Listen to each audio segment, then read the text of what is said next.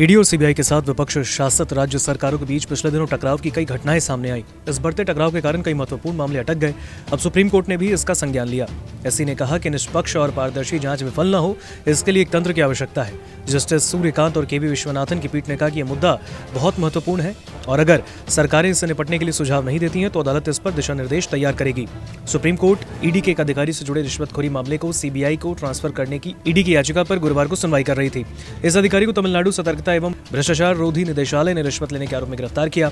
न्यायमूर्ति सूर्यकांत और न्यायमूर्ति केवी विश्वनाथन की पीठ ने इस मामले में तमिलनाडु सरकार को नोटिस जारी कर 2 हफ्ते में जवाब देने को कहा। बता दें कि इससे पहले पश्चिम बंगाल में सीबीआई और ईडी अधिकारियों पर हाल ही में हमले हुए थे।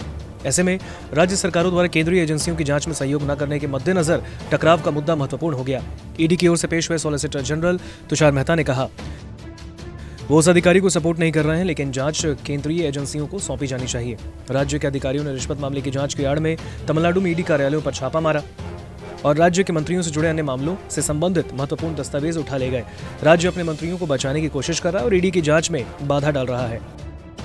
इसके बाद पीठ ने तमिलनाडु पुलिस से सुनवाई की अगली तारीख पर रिश्वत मामले में एकत्र की गई सामग्री पेश करने को कहा।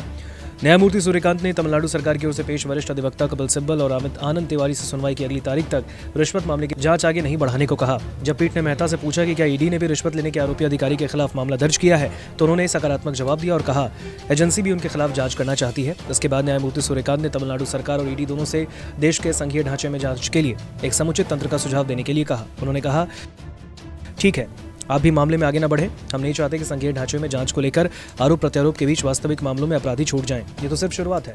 अगर अलग अलग राज्यों में जहां ईडी के अधिकारी तैनात हैं वहां ऐसा होगा तो इस देश का क्या होगा? आपको सर्वोत्तम प्रक्रियाओं का सुझाव देना होगा ताकि हमारे संघीय ढांचे में जांच के लिए एक तंत्र विकसित किया जा सके। पीठ ने ईडी के साथ प्राथमिकी साझा नहीं करने के लिए तमिलनाडु सरकार की खिंचाई करते हुए कहा कि प्राथमिकी को पुलिस की वेबसाइट पर अपलोड किया जाना चाहिए। ईडी ने अपनी याचिका में तमिलनाडु सरकार को धन शोधन निवारण अधिनियम के तहत अनुसूचित अपराधों के संबंध में राज्य दर्ज सभी प्राथमिकियों को साझा करने के लिए एक नोडल अधिकारी नियुक्त करने का निर्देश देने का अनुरोध किया।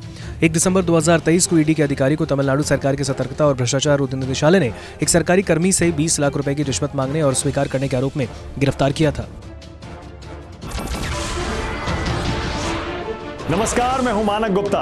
अगर आपको हमारा ये वीडियो पसंद आया हो तो इसे लाइक और शेयर जरूर करें और हाँ, हमें सब्सक्राइब और फॉलो करना ना भूलें ताकि आप देश और दुनिया की कोई खबर मिस ना करें।